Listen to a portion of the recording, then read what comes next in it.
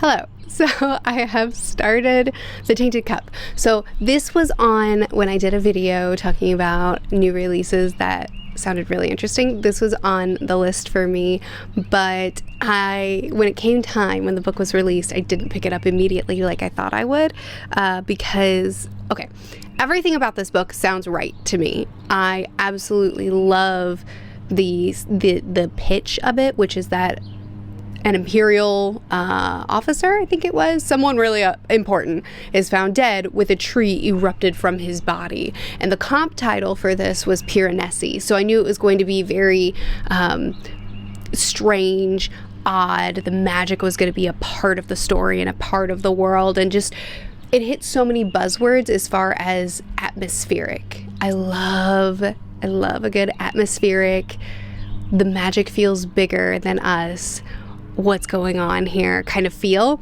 And it seemed like the Tainted Cup was going to be that, but it's also a murder mystery, and murder mysteries just really don't work for me very often. The only time a murder mystery is a real hit for me is in instances like Dresden, where the character work is strong enough that I don't really mind that I don't actually care how the mystery turns out. But stories that depend on the mystery and depend on the reader caring to help solve said mystery, it's tricksy. Or it's not tricksy, it just doesn't work for me. I'm not the reader for it. It's not me. So when the Tainted Cup came out, I hesitated on it, and I wasn't sure if I would actually pick it up, because, you know, there's a lot of books I want to read, and I only have so much time. But one of the people on my Patreon who I buddy read a lot of books with, Grand Soul, told me that this is not a story that depends on you caring about the mystery. So I decided to pick it up, and I'm so glad. I already love it so much. So I'm still pretty early on in the audiobook, but I wanted to check in with you at this point because once the mystery ramps up, I don't want to, I don't know. I feel like early is the right time for a murder mystery to check in. So I already love it. First of all, it's so atmospheric. Even that initial crime scene, walking into the crime scene, and the way the house was described. Hold on. I quoted one of them in the Discord. The whole house felt as cozy and comfortable as a surgeon's knife. I remember reading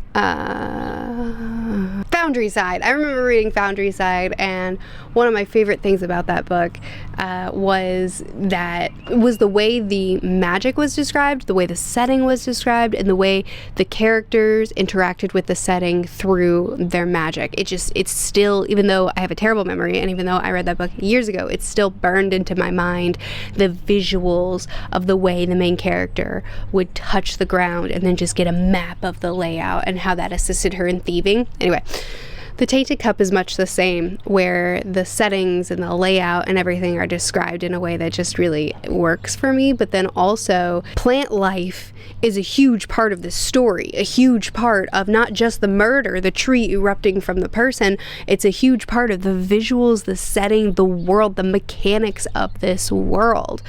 And they are augmented, and for we follow two characters, Watson and Sherlock. The Watson character, the apprentice, who, at least at this point in the book, is the main character. His name is Cole, and he is able to store up memories. He's able to store memories in vials. So he can uncork the vial, and he can bring forth a memory in perfect condition to recall instructions been given, or at a crime scene, he can pull all that memory, put it in the vial to be able to conjure back up later in perfectly intact. So like his memory is supernaturally, augmentedly perfect. And then other characters have their augmentations as well that affect their mind, that affect their senses, that affect their bodies. The other main character that we have, the Sherlock character, her name is Anna. She is the legendary greatest detective in the Empire. She is the impossibly good detective. So she has her oddities, she has her abnormalities, she has her personality quirks, that her rough around the edges sort of ways about her that make her very Sherlock-esque. But then we also have the fact that her way of detectiving is so strange and unique. So she wears a blindfold at all times to kind of like as a sensory deprivation, so that her other senses can be stronger, but then she also can, it's said that she can solve any mystery without ever leaving her home, and there's a lot of protection around that. And their dynamic, Cole has only been under her for 4 months. And so far, they work as a really interesting pairing. The way their personalities work together, as well as the way their abilities play off of each other, and how they are progressing so far has been really interesting to me. The setting and the world and all these things that Robert Jackson Bennett has built around the mystery, has built up around the mystery, are the things that are hooking me right now. Sorry, I kicked the tripod. Those are the things that are hooking me right now. Those are the things that have me seated. I have my attention is gripped. I've also learned that I just really love books about plant life. I mean, I've always loved really atmospheric stories, especially atmospheric stories set either by water or in nature, like in the forest or on an island where there's a lot of plant life, jungles, anything outside, nature focused, that's really atmospheric, I really love.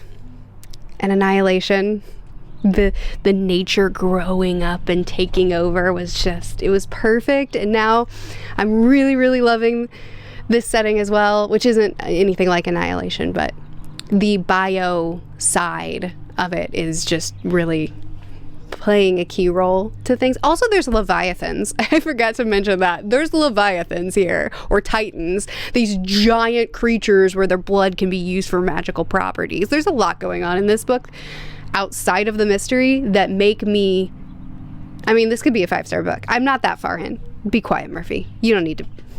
I don't really like this book. Anyway, that's my early check-in. I know I had a lot to say, but the book's doing a lot of things that I'm liking right now, so I'm going to check in with you when I'm done with it and let you know my final thoughts. Welcome to the vlog. So I finished the Tainted Cup. That's what it's called. So I finished the Tainted Cup, and it would be inappropriate. It would be irresponsible for me to tell you about the mystery of this story, right? Which is a good thing, because I couldn't care less about the mystery. I don't know what's wrong with me. I'm not trying to be a brat. That's not my goal. That's not who I want to be. I don't like mystery plot lines. And if I do accept a book that is focused around a mystery, it's because of all the other elements working so well for me. Like, for instance, with the Dresden Files and with the Tainted Cup. So easily the best part of this story for me is the world, which I already mentioned. But it's not just that there's this bio-punk, bio-horror kind of element to it, but it's also that the world is bio-obsessed. It's augment obsessed. It's genetically obsessed, to the point that the world is willing to change everything, not just augmentations, not just their body, but like everything to meet their needs. It's the fact that there's mushrooms, giant mushrooms that are utilized for air filtration. It's the fact that this plant life is used for housing. But it's not just the bio elements of it, it's also the survival elements. Like, there's these giant walls around their city, and these leviathans are trying to break through and break in. The angle seems wrong. Hang on. Did that make a difference? Is that better somehow? But also there's these contagions all around, and it's the fact that people are trying to survive in an environment that is aggressive, they're constantly on the brink of disaster. This is a story where I wish the setting was the story. Do you know what I mean? Every now and then you get just a really, really atmospheric fantasy where going through the location, going through the world, exploring the world is as much a part of the story as the story is. That's what I want. That's what I want from the Tainted Cup. Thankfully, this is a series, so I get to explore this world more. I also loved the characters. It's the Sherlock and the Watson. It's the incredible detective that could not care less about social propriety, could not care less about being offensive or rude. I don't really care if you like me or not. I will solve this mystery though. I'm gonna get to the bottom of it. I'm gonna ask the questions I need to ask. I'm gonna trick you if I need to trick you. We will walk away from this conversation and you will probably hate me, but I will know the answers.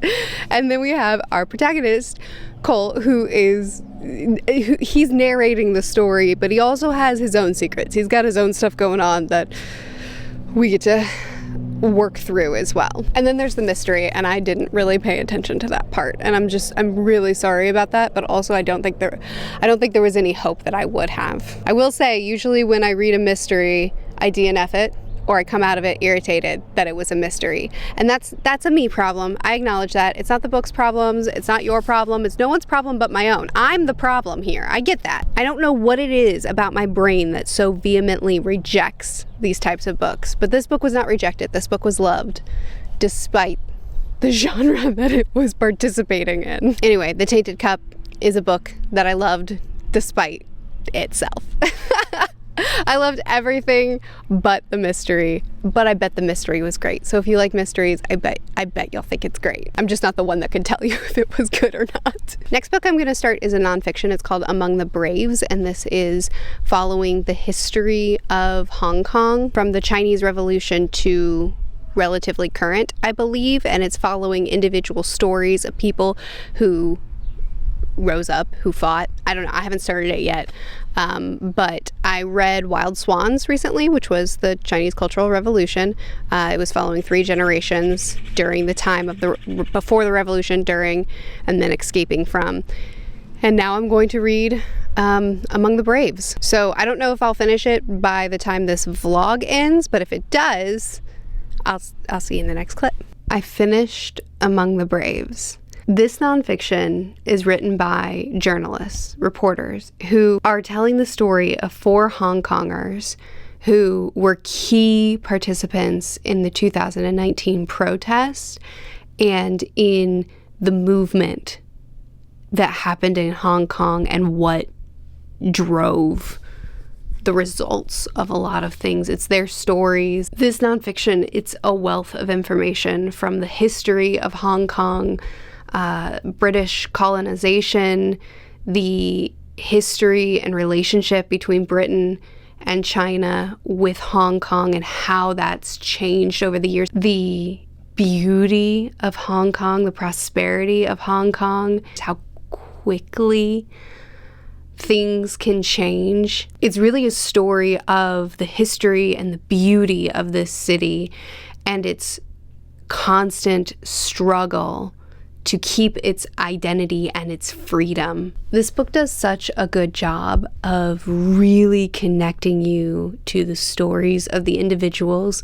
really taking its time to, and these are individuals whose names have been changed and whose privacies have been protected, but really taking the time to tell us their stories and connect us with their lives, and then take us through the key roles that they played, what they've sacrificed, and what they've been through, what the city has been through. It's a really, really moving book. It's a really, really hard book to read at times, really painful scenes, but really important, I think. And it does maintain a thread of hope while also not shying away from the realities at play as well. It's not very long. It's very well written. It's very easy to read in the sense of just, I never really wanted to put it down. I wanted to learn more. I wanted to see these people's stories play through. Well worth the read,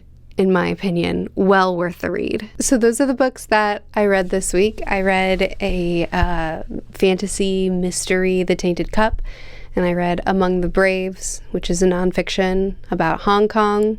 Highly recommend both. Both were excellent reads. I hope you've had a good week. I hope you've had some good reads.